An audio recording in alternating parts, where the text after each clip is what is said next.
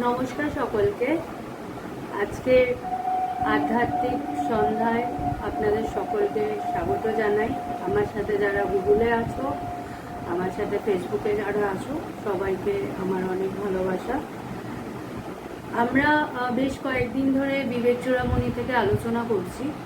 সেখানে সাধারণত আমাদেরকে এই ইন্সপায়ার্ড করা হচ্ছে বারবার, যে আলোচনা যার মধ্যে দিয়ে আমরা পাচ্ছি যে আমাদের আরও বেশি করে অন্তর্মুখী হতে হবে, কারণ একমাত্র সত্য ব্রহ্ম ব্যতীত আর কোথাও কোথাও কোনো সত্য নেই। এবং আমি যদি সত্যি ঈশ্বরকে ভালোবাসি, আমি যদি তাকে নিয়ে থাকতে চাই, তাহলে যত বেশি আমরা অন্তর্মুখী হব ততই ভালো।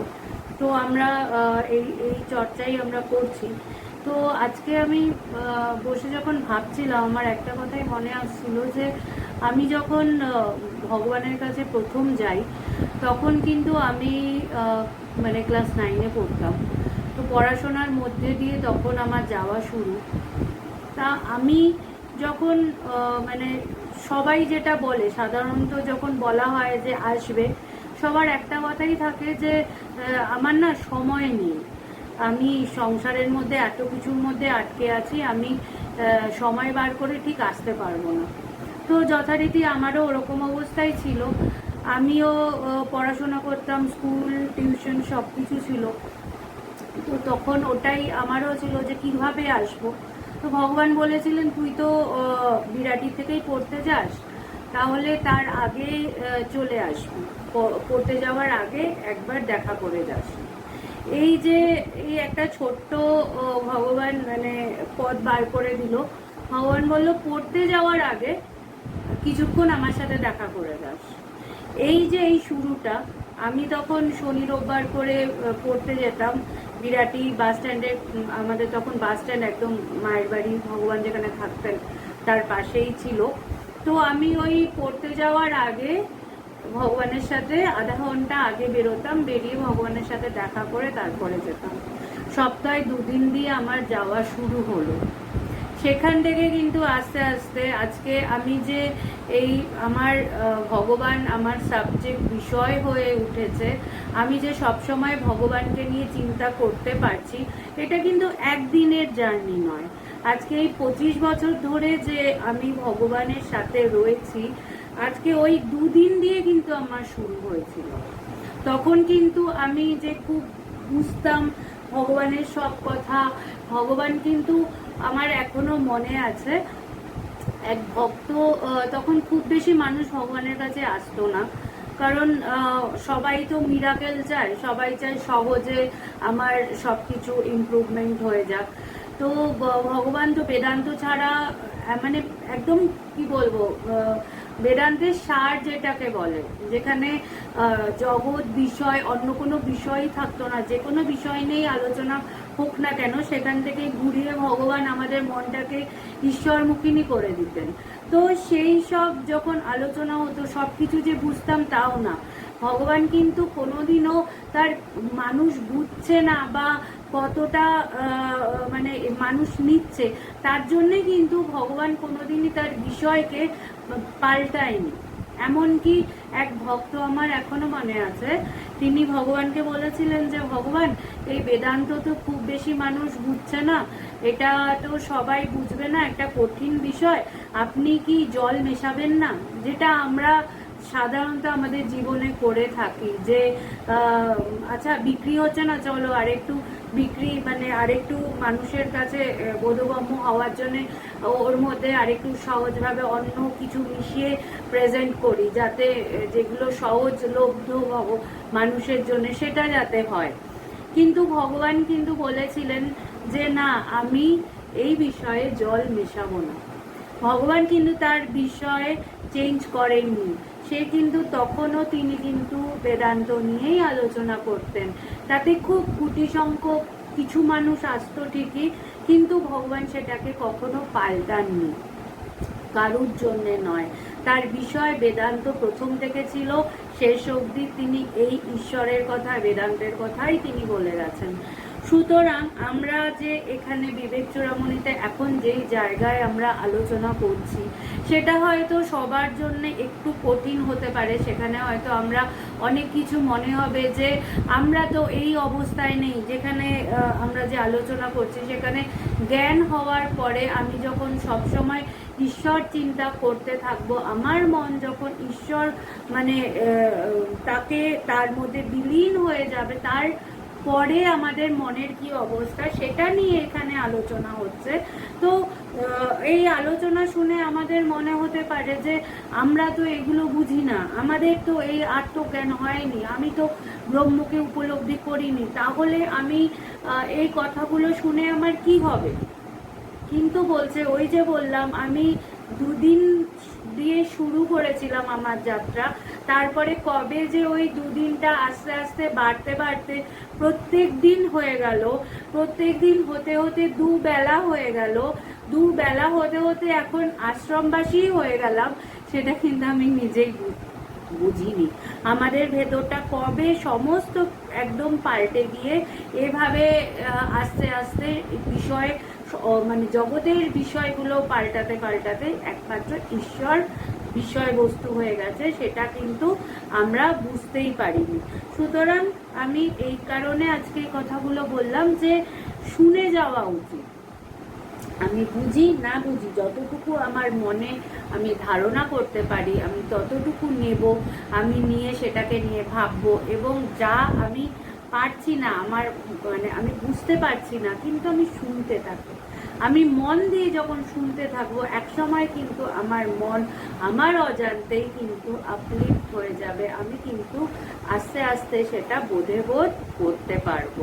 সুতরাং আমরা এখানে যে আজকে আলোচনা করব, সেখানে বলছেন যে আনন্দ স্বরূপ ব্রহ্মে যাহার বৃত্তি সমূহ লীন হইয়া গিয়াছে, এই রূপ তত্ত্বজ্ঞ ব্যক্তি প্রারব্ধ কর্মের ফলে উৎপন্ন শরীর থাকুক বা যাহা যা সে বিষয় আর দৃষ্টিপাত করেন না।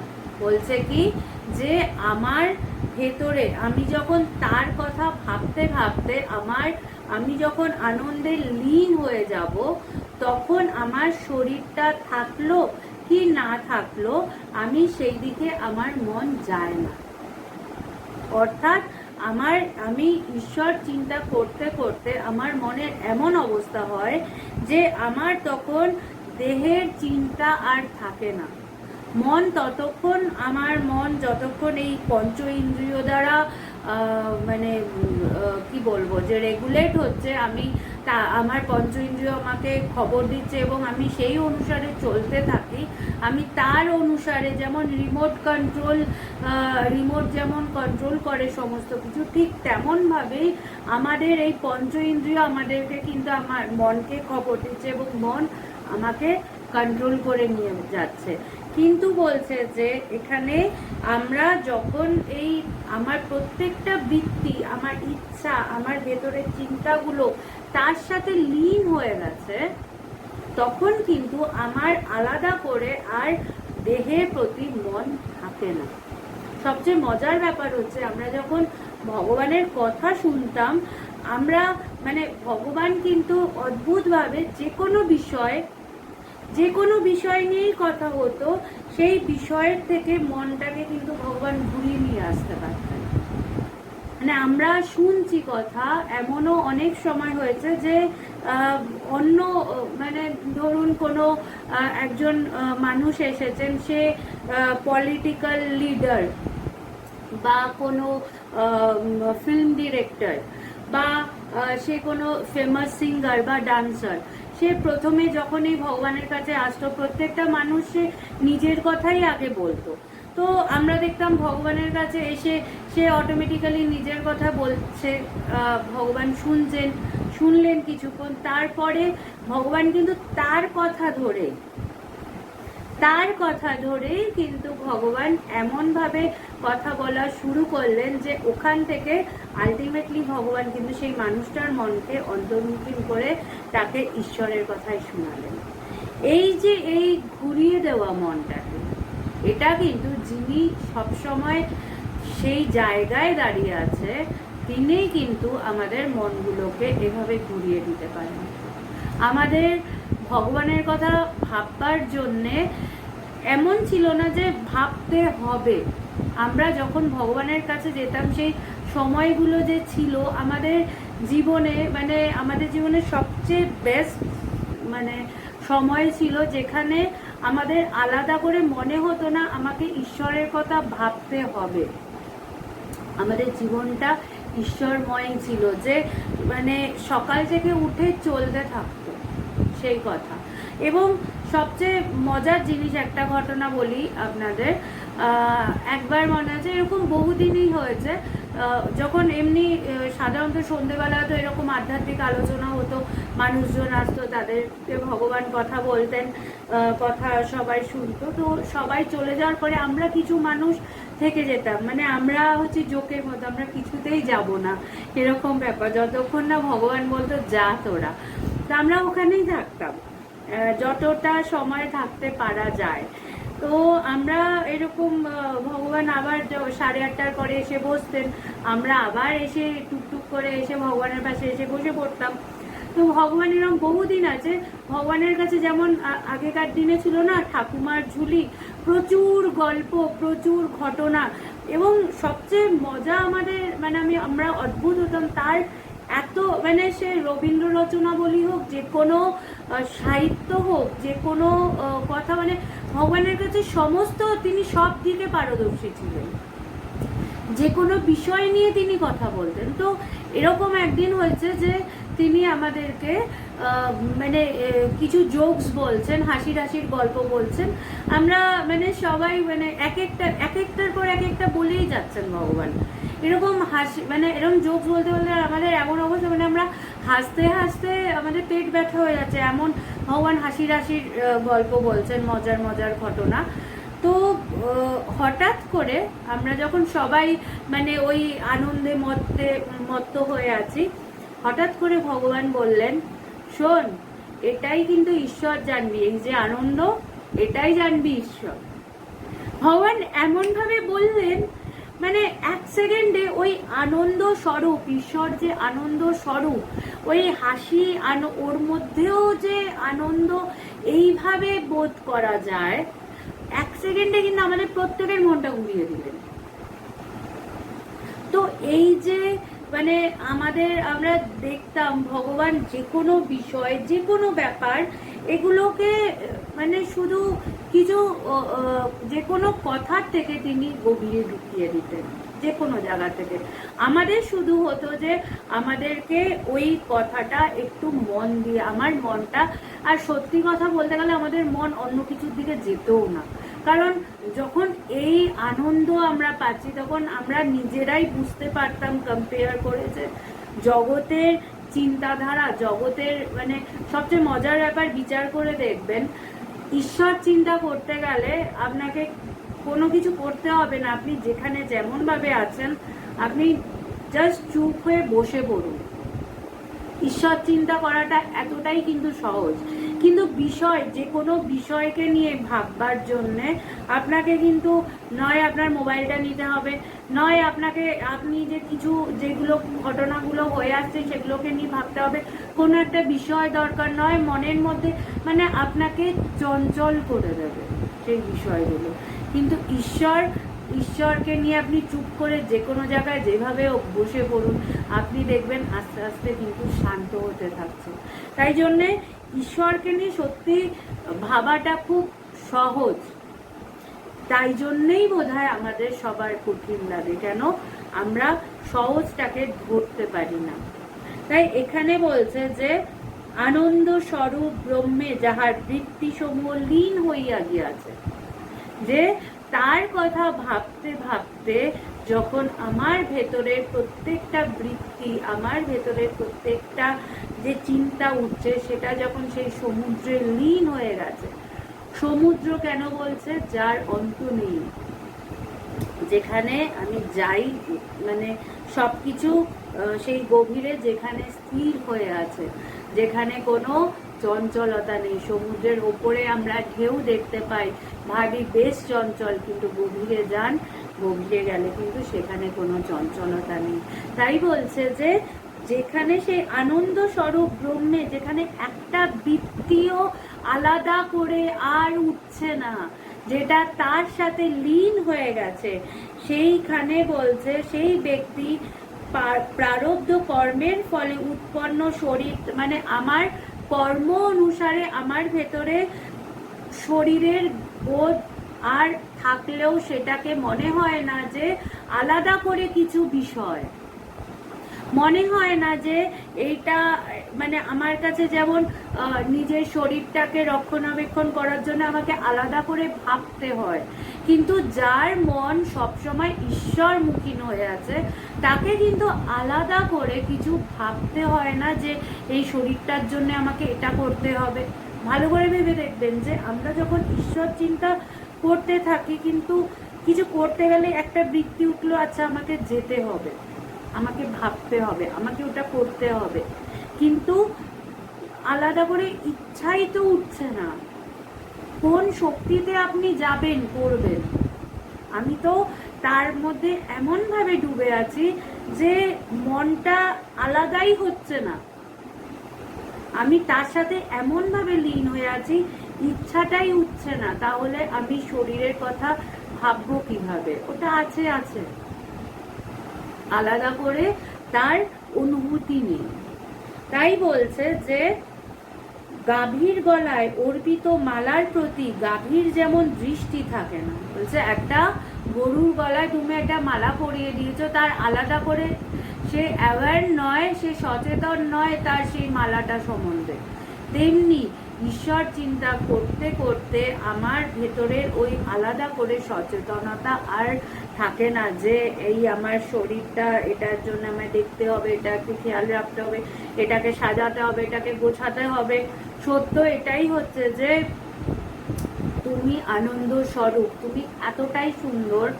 আমরা যে বাইরে দিয়ে নিজেকে সুন্দর করার চেষ্টা করি, সত্য এটাই হচ্ছে আমি যখন জানবো আমি সেই ব্রহ্ম, আমি এতটাই সুন্দর, আমার আলাদা করে নিজেকে আর সাজানোর প্রয়োজন হবে না।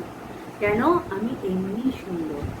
তুমি যখন ধ্যানস্থ হয়ে থাকো, আমার এখনো মনে আছে ভগবান বলতেন তোদের সবচেয়ে সুন্দর রূপটা হচ্ছে ওই লিপস্টিক লাগিয়ে আসা, কাজল লাগিয়ে আসা, সেজে গুজে ওই রূপটা নয়। যখন আত্মস্থ হয়ে থাকিস, যখন ধ্যানস্থ হয়ে থাকিস, তখন সবচেয়ে সুন্দর লাগে। কেন?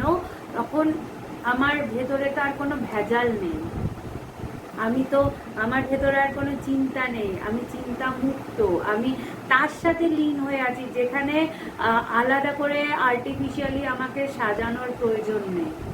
আমার স্বরূপই আমি তাই। আমি যখন নিজের স্বরূপে আছি তখন আমাকে কিছু এক্সট্রা তার উপরে ইম্পোজ করার প্রয়োজন হয় না। তাই এখানে বলছেন যে খুব সুন্দর একটা প্রশ্ন, আত্মজ্ঞ ব্যক্তি অখণ্ড আনন্দ স্বরূপ আত্মাকে নিজের সহিত অভেদ রূপে অবগত হইবার পর আর কোনো বস্তু কামনায় কাহার বা প্রয়োজন সিদ্ধির উদ্দেশ্যে দেহ পোষণে রত হইবেন। বলছে যে আর একটা মানুষ কোথায়, আর একজন কেউ কোথায় যে তার সম্বন্ধে তাকে ভাবতে হবে। আমি যখন তার সাথে লীন হয়ে যাই তখন আমার কাছে সেকেন্ডার তো কেউ নেই। আমি যখন ভাবছি তখন আমি ঈশ্বরের কথা ভাবছি, সেখানেও আমি আর ঈশ্বর আছে। কিন্তু আমি যখন তার কথা ভাবতে ভাবতে আমার আর আলাদা করে কেউ সেকেন্ড কেউ নেই, তখন কে কার কথা ভাববে? তাই বলছে যে যখন সেই আত্মজ্ঞ ব্যক্তি অখণ্ড আনন্দ স্বরূপ আত্মাকে নিজের সহিত অভেদ রূপে, মানে যে ব্যক্তি সে ঈশ্বর চিন্তা করতে করতে, ব্রহ্ম চিন্তন করতে করতে, সে যখন তার ভেতরে সে অভেদ ভাব রয়েছে, যে কি সে আর নিজের থেকে অন্য কাউকে, নিজের থেকে আর কিছু আলাদা ভাবতে পারছে না, যখন তার এরকম অবস্থা, তখন বলছে কোন বস্তুর কামনায়? তখন তার কোনো কামনাই নেই, তখন তো আর আলাদা করে কিছু চাওয়া নেই। কেন? কেউ নেই, কি চাইবে? এবং কে চাইবে? কে চাইবে, কাকে চাইবে, কি চাইবে? এক ব্রহ্ম যখন সে আত্মজ্ঞ, যখন সেখানে আর কোনো ভেদ নেই, তখন আমি হয়ে বসে আছি, তখন আমি কাকে চাইবো? যখন আমি কাউকে চাইবো, আমি ভগবানকে চাইবো, আমার ভগবান, আমাকে তখন ভগবানের থেকে আলাদা হতে হবে, তাই আমি ভগবানকে চাইছি। যখন ভগবানকে চাইতে চাইতে আমি আত্মজ্ঞ হয়ে আছি, আমি হয়ে বসে আছি, তখন আমি কি চাইবো? আমার ভেতরে কি কামনা থাকবে? আমি কি ঈশ্বরের কাছেই বা কি প্রার্থনা করবো? তাকে প্রার্থনা করতে করতে তো তাকে পেয়ে গেছি, যখন তাকে পেয়ে গেছি তখন আর কাকে চাইবো? তো বলছে যে যখন সে এই অভেদ রূপ অবগত, সে যখন বোধ করছে আমার ভেতরে তো আর কোনো ভেদাভেদ নেই, তখন কোন বস্তুর কামনায়, কাহার বা প্রয়োজন সিদ্ধির উদ্দেশ্যে, বলছে কার প্রয়োজন আমাকে সিদ্ধি, আমার আমার কোন প্রয়োজন আমাকে মেটাতে হবে? প্রয়োজনই তো আসছে না, মানে আমার একটা প্রয়োজন ভেতরে আসতে হবে, তবে তো আমি সেইটা করব। আমার যদি কোনো কিছু প্রয়োজনই না থাকে, তাহলে আমি কিভাবে, মানে আমি কি করব? আমার তো কোনো অভাব বোধ আমি অনুভব করছি না। আমার ভেতরে একটা অভাব থাকলে তবে তো সেই অভাবটা মেটানোর জন্য আমি কিছু ভাববো, কিন্তু আমার যদি ভেতরে কোনো অভাবই না থাকে, তাহলে আমি কিসের পেছনে ছুটবো? আমি তার কথা ভাবতে ভাবতে ভেতরে মানে লীন হয়ে গেছি, পূর্ণ হয়ে গেছি, আমার মানে কোনো ভেতরে চাওয়া নেই। সত্য কথা বলতে ভগবানের কাছে যাওয়ার পর থেকে আমরা মানে যখনই আমি কোনো ভগবান, মানে আমি ভগবানের কাছেও যখন প্রণাম করতাম, কোনোদিনও কিছু চাই, মানে চাওয়া, সত্যি করে চাওয়া ফুরিয়ে গেছে, কিছু চাই না। এখনো যে যাই, এখনো ভগবান হয়তো দেহে নেই, কিন্তু তা মানে আমরা যেহেতু, আমি ভীষণভাবেই তাকে অনুভব করি, তাই এখনো কিন্তু সত্যি চাইতে হয় না, সব কিছু কিছু না কিছু ভাবে জুটে যায়। তো আমরা সবাই এই যে আমি এই বছরও আমরা এতগুলো জায়গায় গেলাম, মানুষ ভাবে, মানুষ আমাকে অনেকেই প্রশ্ন করে যে আপনাদের বোধহয় অনেক টাকা পয়সা, যে আপনারা এরকম, সত্যি কথা এই বছর অনেক জায়গা যাওয়া হয়ে গেল, তো এতগুলো স্টেটে গেলাম, তো মানুষ হয়তো অনেকে আমাকে জিজ্ঞেসও করে, আবার মনে মনেও ভাবে যে এর পয়সার কোনো অভাব নেই, নানা এত জায়গায় যাচ্ছে, এত কিছু হচ্ছে, খুব বড় লোক সন্ন্যাসী। কিন্তু সত্য কথা এটাই হচ্ছে যে আমাদের কিছু নেই, এবং কিছু নেই বলেই এত আনন্দে আছি। যদি টাকা পয়সা থাকতো, অনেক কিছু থাকতো, তো আমাকে বসে বসে চিন্তা করতে হতো ব্যাংকে এটা আছে, ওটা করতে হবে, ব্যাংক কিছু নেই, এবং নেই বলেই ভগবানকে নিয়ে তার ওপরে এতটা নির্ভরশীলতা। যদি হয়তো সত্যি ভগবানের কৃপা, কারণ যদি থাকতো তাহলে আমি তো টাকার ওপরে নির্ভর করতাম, যদি কোনো মানুষ থাকতো তাহলে আমি সেই মানুষটার ওপরে নির্ভর করতাম, যদি কোনো বস্তু বা কিছু দামি কিছু থাকতো আমি সেটার ওপরে নির্ভর করতাম। ভাগ্যিস কিছু নেই, নেই বলে শুধুমাত্র ঈশ্বরের ওপরে নির্ভর করে থাকি। এবং এই যে আমরা অযোধ্যা থেকে শুরু করে গুজরাট, হিমাচল প্রদেশ, পাঞ্জাব, রিসেন্টলি গেলাম বৃন্দাবন, এতগুলো যে জায়গা, সবাই আমাদেরকে আহ্বান করে নিয়ে গেছে, এবং থাকা, খাওয়া, নিয়ে যাওয়া থেকে শুরু করে পৌঁছে দেওয়া সমস্ত কিছু তারা করেছে। সুতরাং আমরা, আমাদেরকে কিছু করতে হয়নি, এবং তারা ডেকে নিয়ে গেছে বলেই যাওয়া, সেখানে অনুষ্ঠানে পার্টিসিপেট করা বা সেখানে কাজ করার আমরা সুযোগ পেয়েছি।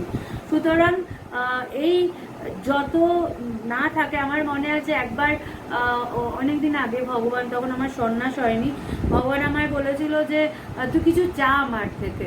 তো তখন আমি ভগবানকে বলছিলাম, ভগবান তুমি আমাকে ভিখারি করে দাও। এখন আমার হাসিও পায়, কিন্তু আমি সত্যি ভগবানের কাছে এটাই চেয়েছিলাম। তো ভগবান আমার মুখের দিকে কিছুক্ষণ তাকালো, এবং ভগবান আমাকে বললেন যে তুই রাজভিখারি হবি। তো এই যে মানে আমার এটাই ছিল যে, কারণ ভগবানকে পেয়ে গেছি, তো পৃথিবীতে তো ভগবানই মানে সব কিছু করেন। তো আমার সবসময় ওটাই ছিল যে ওই ভায়া কোথাও যাব না, কোনোদিনই কোনো জায়গাতেই ভায়া কাউকে কোনোদিন ধরতাম না, কোনো দাদাকে ধরতাম না, যে কোনো কাউকে ধরতাম না যে এটা করে দিন। ডাইরেক্ট ছিল যে না, ডাইরেক্ট ধরবো, এবং যে ডাইরেক্ট আছে সেই আমায় সাহায্য করবে। তো এটাই ছিল যে ভগবান তিনি তো সবার ওপরে, তিনি তো সব কিছু করছেন, সুতরাং তাকে পেলে আলাদা করে আর তো চাওয়ার কিছু থাকে না।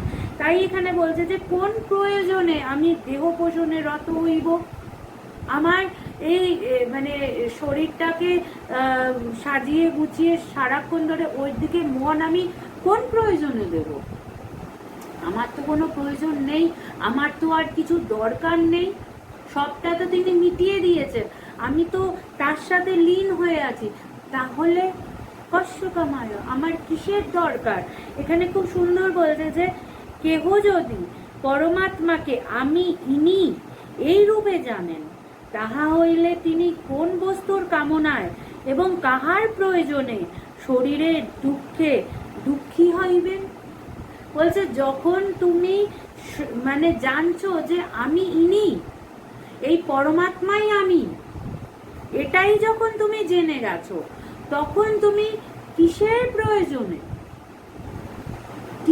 প্রয়োজনে তুমি চাইবে যে কোন বস্তুর কামনায় এবং কাহার প্রয়োজনে?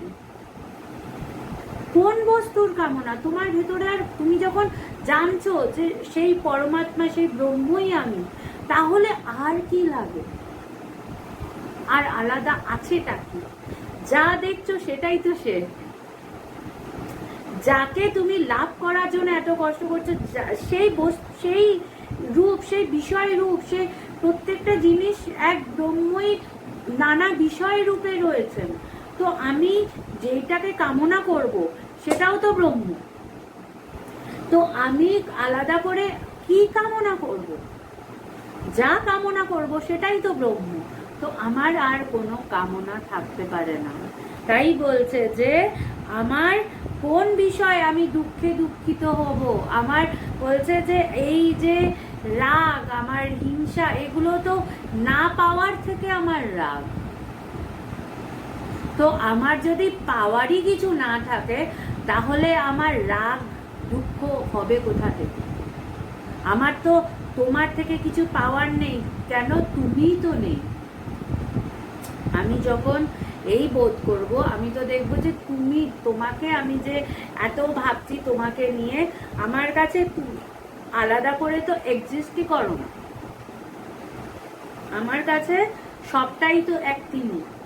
যখন সবটাই তিনি, তখন আমি কি করে আমার ভেতরে তো আসবেই না। আমি তোমার থেকে কি নেব? তুমি আমাকে কি দেবে? একটা ভগবানের থেকে একটা গল্প শুনেছিলাম, মনে পড়ছে বলি, যে মানে আমি ছোট করে বলছি, যে একজন রাজা, সে একদিন যাচ্ছে রাস্তা দিয়ে, তো একটা গাছের তলায় একজন মানে সাধক, সে ঋষি, সে সাধনা করছে, বসে রয়েছে, ধ্যানস্থ রয়েছে। তো তার কাছে গেছে, তাকে গিয়ে বলছে যে আমি আপনাকে কিছু দিতে চাই। তো তিনি তো মানে ওই জায়গা থেকে কেউ এসে তাকে কিছু বলছে, সেটাই তো তার ভালো লাগছে না, কারণ তিনি তো সবচেয়ে আনন্দে রয়েছে ওই সময়।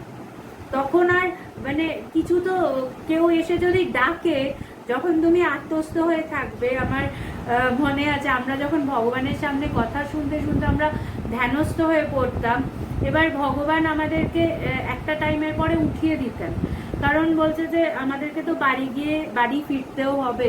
যদি মন ওরকম অবস্থায় বেশিক্ষণ থাকে, তাহলে তো তুমি বাড়িও ফিরতে পারবে না। ভগবান বলতেন যে তোরা সব এমন ভাবে এখান থেকে বেরোচ্ছিস, মানুষ ভাবছে তোরা নেশা করেছিস, আমাকে তো মানুষ উল্টো ভাববে যে এরা ওখানে গিয়ে কি করে।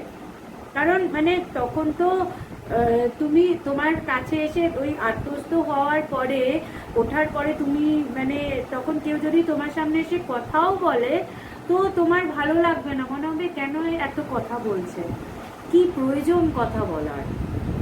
মানে কেউ ডাকতো, আমাদের একদম ভালো লাগতো না, কিন্তু ভগবান বলেছে আস্তে আস্তে নর্মাল হয়ে আমাদেরকে বাড়িও ফিরতে হতো। তো এরকম ওই সাধু ওখানে বসে আছেন, তো একজন রাজা গিয়ে তাকে বলছে, মহারাজ আমি আপনাকে কিছু দিতে চাই, আমি আপনাকে সাহায্য করতে চাই। তো উনি বলছেন যে মানে খুবই কষ্ট করে, তার কথা বলতেও অসুবিধা হচ্ছে কারণ তিনি আত্মস্থ ছিলেন।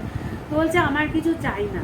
তো সেই রাজা তো নাছোড় বান্দা, কারণ তার অহংকার যে আমার অনেক কিছু আছে, আমি মানুষকে সাহায্য করতে পারি, আমি মানুষকে অনেক কিছু দিতে পারি, এটা তার অহংকার।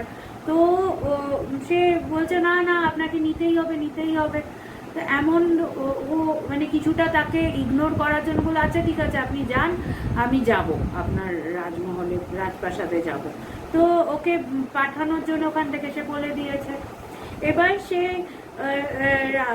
রাজার পরের দিন সেখানে গেছে, গিয়ে দেখছে যে রাজা সে মানে এমন সময় সেই সাধু গেছে, তখন দেখছে যে সে ঈশ্বরের কাছে হাত জোড় করে প্রার্থনা করছে, হে ভগবান আমার এইটা দাও, আমার রাজসভায় এই অসুবিধা হচ্ছে, এটা যেন ঠিক হয়ে যায়, ওই এখানে যুদ্ধে এখানে উনি ওই রাজা এই সমস্যা করছে, এটা যেন ঠিক হয়, ওটা যেন, মানে সে প্রার্থনার পর প্রার্থনা করেই যাচ্ছে।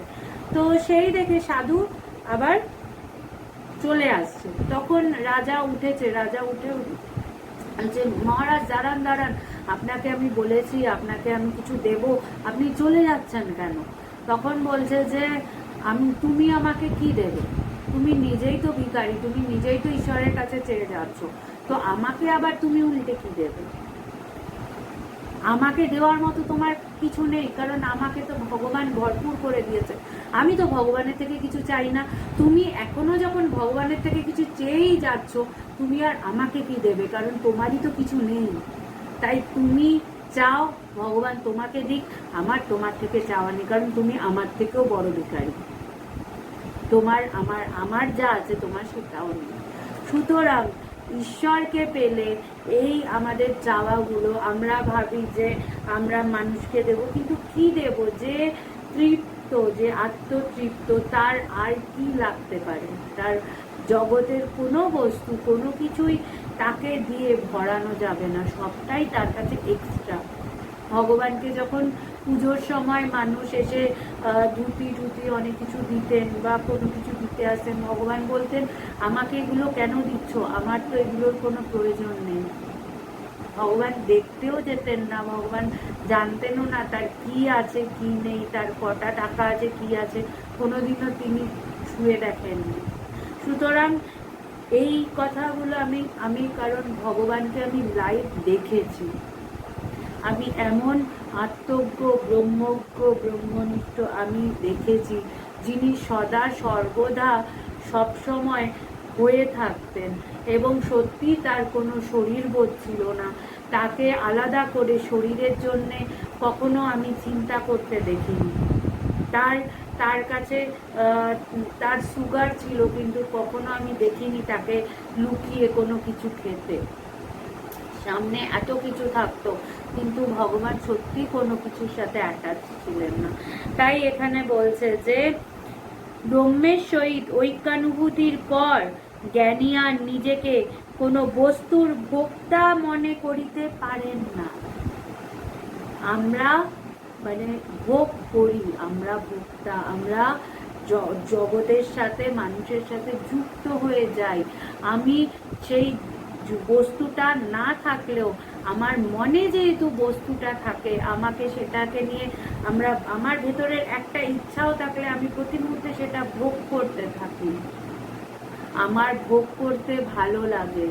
আমরা এভাবেই আমরা মানে ভেতরে সামনে হয়তো বস্তুটা নেই, সেই মুহূর্তে হয়তো বস্তুটা নেই, কিন্তু আমার ভোগ করতে ভালো লাগে।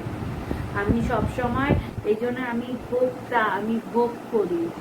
আমার জিনিস থাকুক আর না থাকুক, আমার মন যতক্ষণ ভোগ করছে, তার মানে জানতে হবে যে আমার ভিতর থেকে তখনো ত্যাগ হয়নি। কেন? আমি হয়তো সামনে থেকে ত্যাগ করেছি, মানুষ দেখছে যে সব সময় জপ করে যাচ্ছে, এই সব সময় ঈশ্বরকে নিয়ে থাকে, এ সব সময় এই নানা কিছু নিয়ে রয়েছে, কিন্তু আমি যে ভেতরে ভোগ করে যাচ্ছি, ভেতরে আমার মনের মধ্যে নানা চিন্তা, ওটা এরকম, ও এটা নিয়ে গেল, আমি রাখলে আমার ভালো হতো, জিনিসটা আমার কাছে থাকলে ভালো। আমি যে 24 ঘন্টা ভেবে চলেছি, আমার চিন্তা দিয়ে কিন্তু আমি ভোগ করে চলেছি। আমার ভোগ কিন্তু শেষ হয় না। আমি চিন্তার মধ্যে দিয়ে আমি সমানে এক একটা বস্তু, এক একটা ব্যক্তি, এক একটা জিনিস, বিষয়কে আমি ভোগ করে চলেছি। সেটার থেকে আমার মন কিছুতেই বেরিয়ে আসতে পারে না। তাই জন্যে এই চিন্তা দিয়ে ভোগ করাটা আমার বন্ধ করতে হবে। আমাকে নিজেকে ভোক্তা করলে চলবে না। তাই বলছে যে জ্ঞানী সে ভোক্তা নয়। কেন? সে তার সাথে সে জানে সত্যটা, যে আমার ভেতর থেকে তার ভেতরে আর ওই বিষয়গুলো থাকে না, তাই তার আলাদা করে কিছু ভোগ করার থাকে না। এবং কি বলছে যে সুতরাং দেহ সংস্রব জন্য কোনো দুঃখের ভোগও তাহার হয় না। বলছে যে তাই যে জ্ঞানী তার দুঃখ ভোগও হয় না। দুঃখ কিসের জন্য করবে? যে জ্ঞানী সে তো জানে যে আমি যেটার জন্য দুঃখ পাচ্ছি সেটা আমার সাথে সারা জীবন থাকবে না। আমি জানি এগুলো থাকবে না, তাহলে আমি কিসের জন্য দুঃখ পাচ্ছি? সে জানে সে কোনো কিছুর সাথেই যুক্ত না, সে সমস্ত কিছুর সাথে বিযুক্ত হয়ে সে নিজে আত্মস্থ হয়ে আছে। যেখানে তৃপ্তি, যেখানে অভাব নেই, সেভাবে রয়েছে। তাহলে তার দুঃখ কিসের? দুঃখ তো আমার বিচ্ছেদে দুঃখ। যখন দুটো আছে সেখানে দুঃখ কেন? আমার থেকে সেই বস্তুটা সরে যাচ্ছে, বিচ্ছেদ, সেই জন্যে আমি দুঃখ পাচ্ছি। কিন্তু যেখানে সেই বললাম না যে কাকে কার সম্বন্ধে ভাববো, কোনটাকে কামনা করব, কিসের প্রয়োজন, যখন ওই প্রয়োজনটাই ফুরিয়ে যায় তখন আমি দুঃখ কিসের পাবো? কারণ আমার থেকে তো কিছু আলাদা হচ্ছেই না কখনো। আমি তো তাকে নিয়ে সবসময় তৃপ্ত হয়ে আছি, আনন্দে আছি। আমার আর কোনো আলাদা আরেকটা বিষয়ের প্রয়োজনই নেই। ভেতর থেকে প্রয়োজনটাই যখন ফুরিয়ে যায় তখন আমি কিসের জন্য দুঃখ পাবো? কি ভাববো যে এটা আমার দরকার, এটা না হলে আমি খুব খারাপ থাকবো, আমার দিন খারাপ যাবে, ভালো লাগবে না। যখন এই প্রয়োজন ফুরিয়ে যাওয়াটাই হচ্ছে আসল। এবং আমরা চর্চা করতে করতে আমি ঈশ্বরের কাছে এটাই প্রার্থনা করব যে তোমাদেরও যেন জগৎ ব্যবহার করার যে প্রয়োজন, সেই প্রয়োজনটা যেন ফুরিয়ে যায়। যখন ভেতর থেকে এই প্রয়োজন ফুরিয়ে যাবে তখন কিছু থাকলো কিছু না থাকলো, কি আছে কি নেই, তাতে খুব বেশি ফারাক পড়ে না। দেখবে যে তুমি আনন্দে আছো। কেন? ওই যে ভোগ করার প্রয়োজনটাই ফুরিয়ে গেছে। কারণ তোমার কোনো অভাবই নেই, সব আছে। তুমি সবসময় শুধু তার ওপরে নির্ভর করে আছো। আমি চাইবো যে তোমরাও সবাই তার ওপরে নির্ভরতা বাড়াও। যত যত বেশি ঈশ্বরের প্রতি নির্ভরতা বাড়বে তত তত দেখবে জগৎ ভোগ সরে গেছে। জগৎ ভোগ সরাতে হবে না। আমরা কিছু সরাইনি, জোর করে কিছু ত্যাগ করিনি, ত্যাগ হয়ে গেছে। এই তার কথা ভাবতে ভাবতে ভেতরের থেকে ওই জগতের প্রতি প্রয়োজনীয়তা কমে গেছে, নেই হয়ে গেছে, প্রয়োজন হয় না। ভগবান যতটুকু দেয়, যা দেয় তাতেই সব চলে যায়, আর কিছুই প্রয়োজন লাগে না। ঠিক তিনি চালিয়ে নিয়ে যাচ্ছেন। তিনি দেহে নেই প্রায় 2 বছর হতে যাবে, কিন্তু চলছে তো, সব কিছুই চলছে।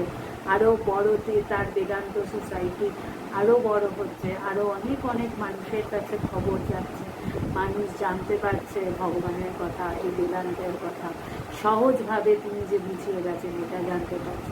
এর থেকে আর বড় কি আছে? তাই তার জাহাজ তিনি টানছেন। আমি এটাই প্রার্থনা করব সবার কাছে যে ঈশ্বরকে নিয়ে বেশি করে থাকো, তার চিন্তা বেশি করে করো, যাতে ভিতর থেকে জগৎভোগ চলে যায়। ভালো দেখো, আজকে এই অবধি থাকুক। আবার সামনের দিন সব ঠিক থাকলে আবার দেখা হবে। জয় ভগবান, শুভরাত্রি।